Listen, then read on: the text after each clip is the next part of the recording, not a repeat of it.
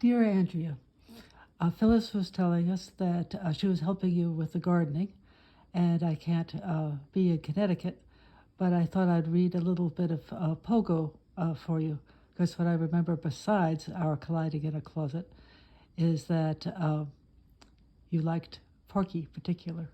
So here is an old Sunday comic strip, 1951, and a little Raggedy Coon child and a little Alberty kind of alligator are walking along, and they say, everybody's talking about old owl disappearing.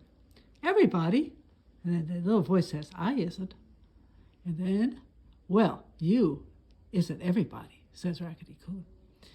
Without me, nobody can be everybody. And the alligator says, you spoils the record.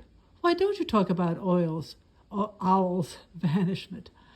And the next thing is the worm child turns out. He says, because I don't know nothing about it. And the answer to that is, oh, that shouldn't stop you. And so little Raggedy Coon child says, old owl was stuck in Albert's, down in Albert's, and some kind of Glock, so they, oh dear, I can't read this, bent back a tree, and Owl grabbed a holt, and when they let go of the tree, Owl was flung out in sight. And Wormchild says, is that the truth?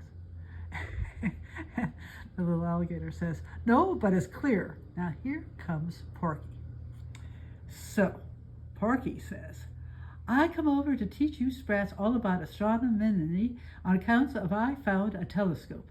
And the answer is, we has explained to the worm child about Uncle Owl's big disappearance.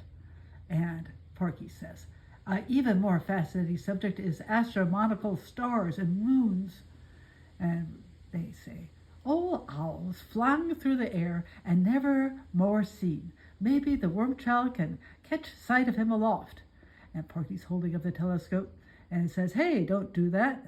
And Wormchild says, you is pointing me the wrong. And a little alligator says, why not? There's two ends. Well, next scene. What type of stars and such is you coming to teach us about, Uncle Porky? And Porky says, all types. The skies is swarming with unknown sons. And daughters? Says the little child.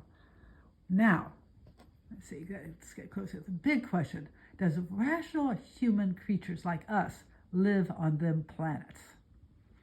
Well, cause if they does, and they comes here, we's going to have trouble. And they say, well, does you can see or observe anybody coming? And he said, I truly can and truly do. And here comes Owl flying through the air. Poor me, says Owl, I was going down in the dump. And Porky says, a phenomena monster, a man from Mars, a heavenly body. Clunk. Poor Owl gets his head stuck in a pot. Ouch! Poof! They come running. He don't look all fired heavenly. And then he's there and he's saying, wobble, gobble, gibby, gobble, keeble. And Porky says, don't get too close, you Tads. Who can tell? That Martian language might not be fit for you children's innocent ears. And Walt Kelly's comment is, next week, is there life on Mars? Is there life in Seattle? Or is that the noise of a Puget Sound? And that is the end of the story. And here we have Porky protecting the children. And here we have Porky with his good friend Pogo. And here's my house in, a little bit of my house in Maryland. Can't see that well. You take care. Love you, Andrea. Bye-bye.